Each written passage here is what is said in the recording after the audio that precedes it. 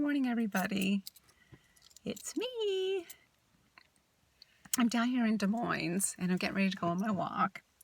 And I had like a, oh my gosh, moment in my mind. And I wanted to share it with everybody. I may or may not post this. I'm a total dork, but mainly want to get it down so maybe I can journal about it later. I've been trying to keep a journal because it helps with some of the darker thoughts or depression or sadness, happiness. But what this is okay, so there's Pinterest.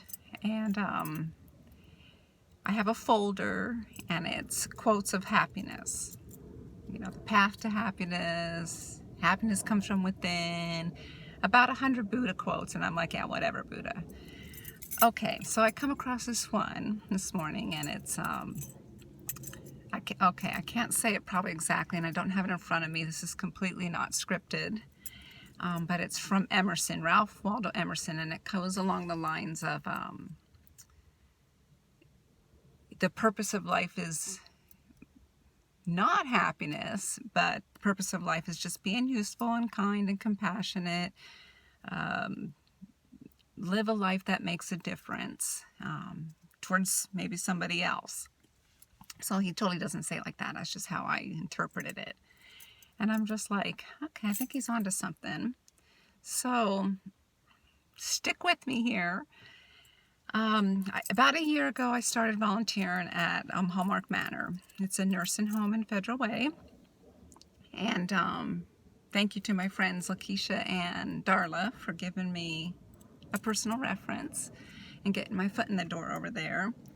And then a big thank you to Friend of Friends. So that's the group that I caught my eye when I Googled volunteer opportunities in my area. So Friend of Friend, its motto is basically help end loneliness in the lives of seniors, one senior at a time. So they have this list of volunteers and they have this list of older people that want a friend. They don't have maybe family left in their lives. They're in a nursing home, very isolated, most likely physically impaired, so they can't get out, and they want a friend. They just want somebody to spend a little bit of time with them. 10 minutes a month, hour a week, doesn't even matter. Like, I can do that. I can do this.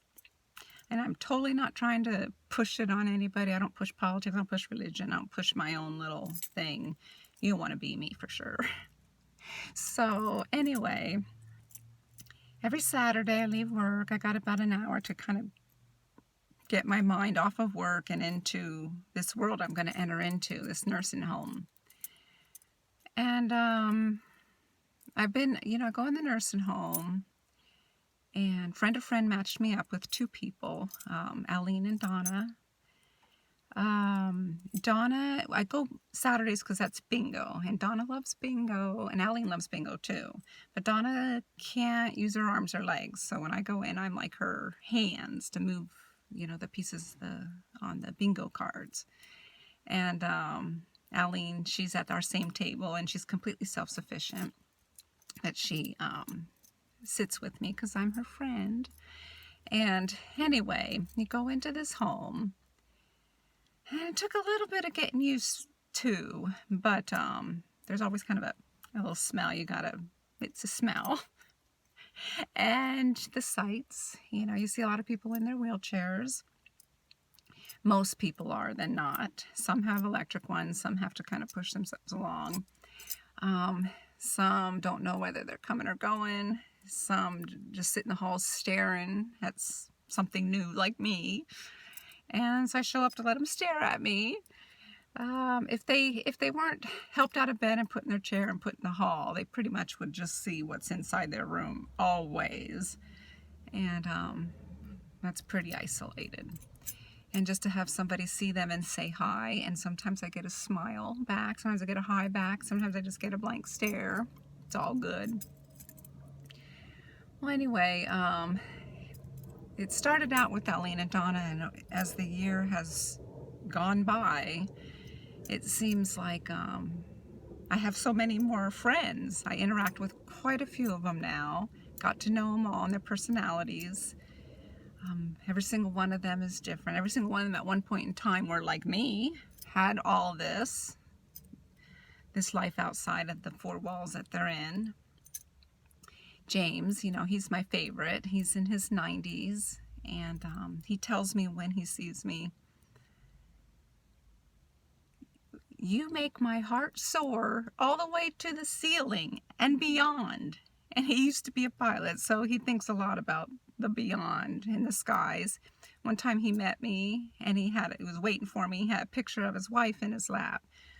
So sweet. The picture was pretty yellow, pretty old, in a fake gold frame. And she's so pretty, I told him.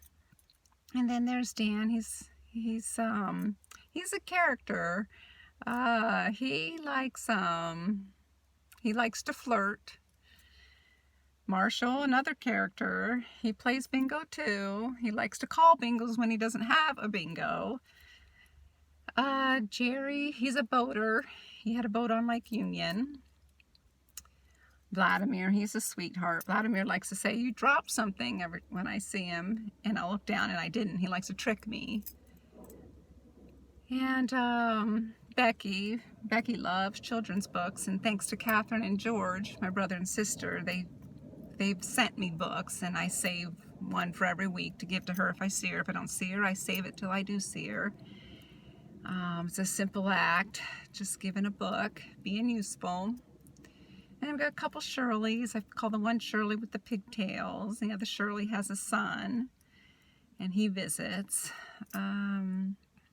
There's a guy that takes chairs. So, like, if you stand up, don't get too far away from your chair because he eyeballs them, and he takes off with the chair. I'm not quite sure where they all go, but he likes chairs. I guess I don't even know where they're at, where he puts them. And let's see what else. There's somebody that likes to order from the Bartels ad. I take the order down. I never bring it, and she never asks again, but she checks out that Bartels ad, and when she sees me, she likes to place an order. Aline, my friend, I stay after bingo and take, a couple of hours every Saturday. I'm usually there from 1:30 to 4:30, and the majority of it's with Aline, and she'll have me either organizing her room, playing dice games. And for Christmas, she gave me this crocheted angel. And I look around the room, and she's got several of these angels. And I'm like, knowing that they're on a tight budget, and I'm pretty sure she couldn't buy anything. I'm like, "Aline, did you make these angels?" "No," she says. And she says she goes to radiation treatment for skin cancer, and she says there's a lady in the doctor office that crochets these, and she gives them to every patient as they're leaving. And I'm thinking, well, right on. That's somebody being useful and totally making a difference. And so Aline's been collecting them every week, and so these are her gifts.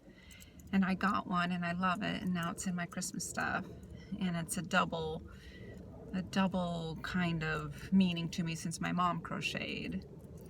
And my mom crocheted things for the NIC unit, little beanies for the newborns that were born premature. And so I thought that was pretty cool. And I'll tell them, that I care about them, because if I didn't tell these people I cared about them, how would they know? And I just love them. I love them all. It makes me feel good. It makes me feel like maybe, the purpose of life is just to be kind and useful, which leads to showing compassion, which leads to maybe making a difference in their life. They sure make a difference in mine. And how can you sit and feel bad at all when you're completely helping somebody else? You're not thinking about yourself. It's not all about me. And I don't know. I just wanted to I feel like my soul is onto something here, and I just wanted to share that. And I hope everybody has a good day. Until later.